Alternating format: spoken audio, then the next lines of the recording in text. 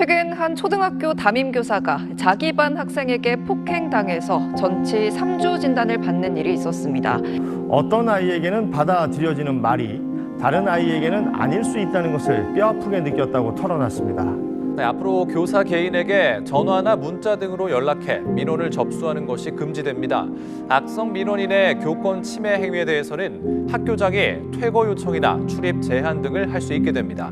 정부가 이 같은 내용의 교권 보호 대책을 발표했습니다. 이재경 기자입니다.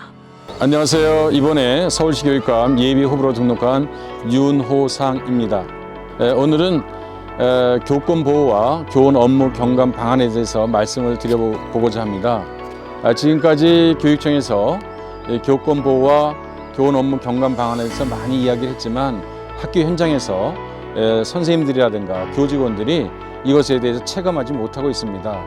그래서 많은 교직원들이 학교를 떠나고 있는 이 현실을 우리는 반드시 해결해야 됩니다. 추상적인 이야기를 하지 않겠습니다. 3가지 우대 정책과 그다음에 4가지의 제로 정책, 다시 말해서 3가지는 우리가 분명히 확대하고 4가지는 없애겠습니다. 3가지는 첫째로 선생님들의 자존감을 회복하는 것이 가장 급선무입니다. 선생님이 아이들을 지도할 때 너무나 걸림돌이 많고 제재가 많으면 제대로 교육을 할 수가 없습니다. 그래서 지금 학생 인권 조례 이거 하나만 있는데 그것이 아니라 학교 공동체, 다시 말해서 학생과 교원과 학부모들의 인권을 중시하는 학교 공동체 인권 조례를 만들 필요가 있습니다. 두 번째는 여건 개선입니다. 선생님들이 학생 지도와 교과 지도를 중심으로 하고 있는데 너무나 시간이 많이 걸리는 부분들이 있거든요.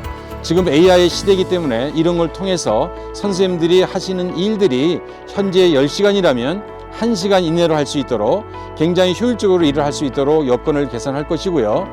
선생님들이 사기 진작을 위해서 선생님들이 연수라든가 연구에 쓰시는 비용을 갖다가 지원하는 지원 정책을 하고자 합니다. 그리고 선생님들 중에서 10년 이상 근무하신 분들에게는 해외 연수를 하실 수 있는 기회를 제공하도록 하겠습니다. 10년에 한 번씩 해외 연수를 하실 수 있는 기회를 드리도록 하고요. 4가지 없앨 것, 이것은 뭐냐면 학생 지도와 관련이 없는 그런 업무는 과감하게 없애겠다. 방과후 업무라든가 돌봄 업무라든가 그다음에 여러 가지 시설 관리 업무라든가 이런 것들은 다른 또 외부 인력을 활용해서 하도록 하겠다는 것이고요. 특히 이제 교육청에서 하는 여러 가지 정책, 이것을 과감하게 없애겠다는 겁니다. 없애도 되는 것들을 선생님들한테 물어봐서 이거는 있을 필요가 없다. 그런 거는 과감하게 없애겠다는 것입니다.